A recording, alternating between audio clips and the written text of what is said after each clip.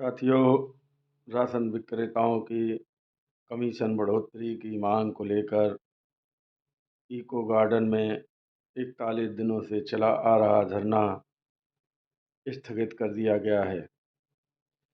इस धरने पर जो राशन विक्रेताओं का आक्रोश दिखाई दिया,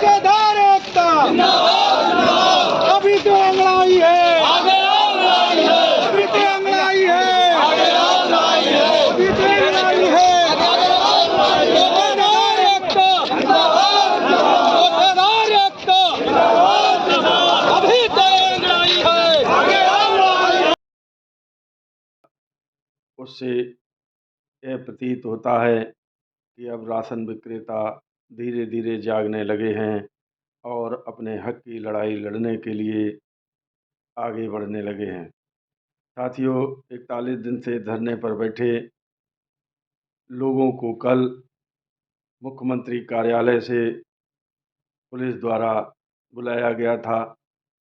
पुलिस 5 लोगों को लेकर मुख्यमंत्री कार्यालय गई और वहां पर राशन विक्रेताओं की मांगों को लेकर जो धरना चल रहा था उस पर विस्तृत रूप से चर्चा हुई।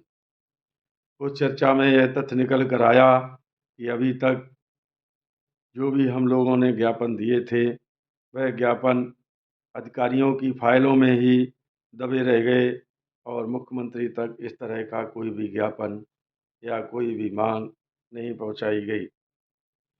तब मुख्यमंत्री कार्यालय में उपस्थित अधिकारियों ने वार्ताकारों से कहा कि आप लोग 6 माह तक के लिए धरना स्थल से हट जाएं।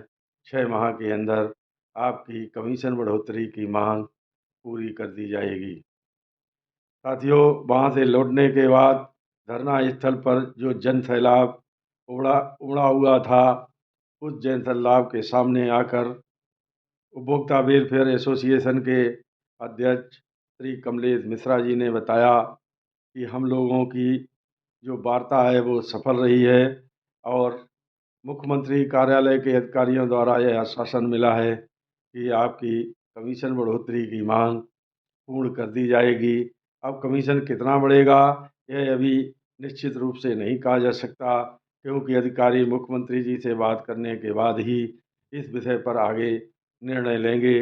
हाँ, इतना ज़रूर आश्वासन मिला है कि हम लोगों का कमीशन ज़रूर बढ़ेगा। साथियों, इसके बाद वहाँ पर विशाल संख्या में उपड़े राशन विक्रेताओं ने एक स्वर से कहा कि यदि हम लोगों की मांग नहीं मानी गई तो यह धरना हम लोगों को स्थगित नहीं करना चाहिए और हम लोग तन मन धन से इस धरने को आगे जारी रखना चाहते हैं। लेकिन वहीं पर उपस्थित तमाम हमारे साथियों ने कहा, यदि शासन ने कहा है कि हमें समय दीजिए, अभी तो कुंभ की मेला जो चल रहा है वो फरवरी एंड तक चलेगा, उसके बाद ही मुख्यमंत्री को समय मिलेगा, तब उनसे वार्ता करने के बाद आप लोगों के कमीशन में बढ़ोतरी हो जाएगी। इस विषय पर गहन चर्चा के बाद वहीं निर्णय लिया गया कि धरने को 6 महीने के लिए स्थगित किया जाता है और इसके बाद यदि हम लोगों की मांगें नहीं मानी जाती तो हम इसी धरना स्थल पर पुनः बैठकर शासन के खिलाफ मोर्चा खोलेंगे। साथियों, कल आप लोगों का जो सहयोग और समर्थन मिला, उससे एक बात स्पष्ट हो गई कि हमारे साथी अब अपनी मांगों को लेकर जागरूक होने लगे हैं।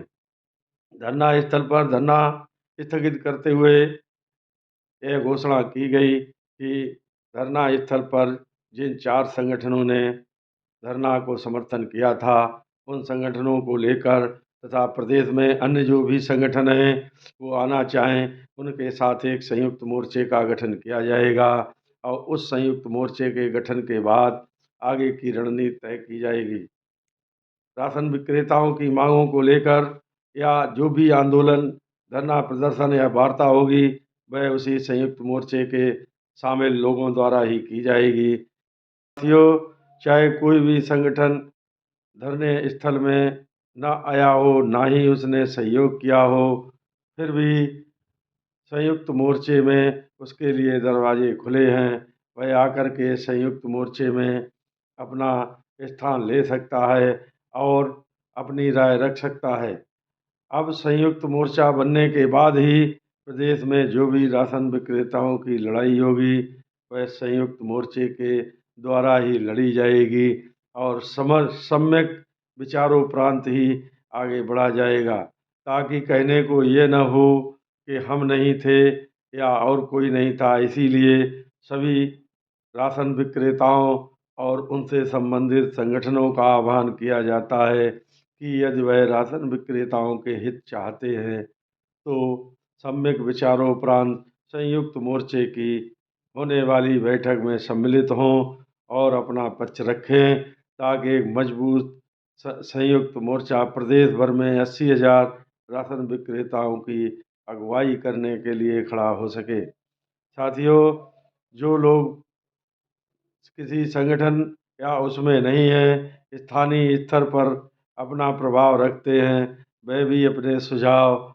और सहयोग संयुक्त मोर्चे के गठन में दे सकते हैं, जिससे जो भी हमारा संयुक्त मोर्चा बने वह मजबूत और ताकतवर हो, ताकि सरकार से हम अपनी मांगें मनवा सकें। धन्यवाद साथियों। कुछ बातें जो रह गई हैं वह आपके सामने पुनः लाऊंगा। तब तक के लिए नमस्कार। जय हिंद, जय भारत।